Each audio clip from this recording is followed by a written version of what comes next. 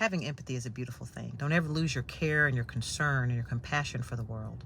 But when that empathy starts to get you in trouble by keeping you endeared to people who are toxic and who don't mean you well, and people who are manipulative and only want what's best for them in the situation between you and them, that's when you have to start thinking logically about things and exercising cognitive empathy. I already have a video on it called Weaponized Empathy. Cognitive empathy is whenever you can say to a person, I can see your situation, I can see what's going on here, and I can understand how that could be difficult for you.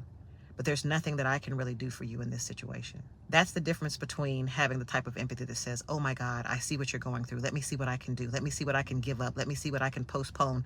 Let me see how I can set myself on fire so that you can stay warm. You see, when you're dealing with someone who is manipulative, someone who is a part of the dark tetrad or dark triad, depending on what you believe from a scientific or psychological perspective, when you're dealing with someone who's narcissistic, or when you're dealing with someone who is a psychopath, or when you're dealing with someone who just has no empathy towards you, but who preys on yours, you've got to get to that place in your life where you begin to say, I'm going to deal with the pattern and not the person. The pattern that's taking place, logically, if I continue to allow this pattern to take place in my life, it's not going to do me any good. It's dangerous for me. It's something that I see happening. I feel it happening. I have proof and evidence to show that it has not been good in my life. You don't have to show that proof to them, but I'm saying proof and evidence that you can see for yourself how you've gone down and lost out on things as a result of the empathy that you have towards that person.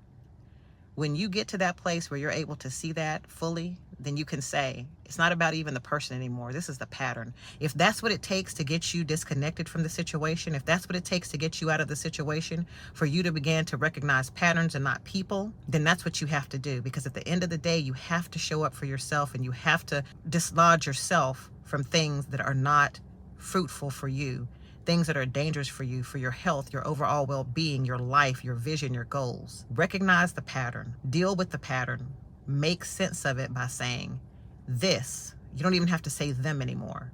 This is not good for me. Be present for yourself.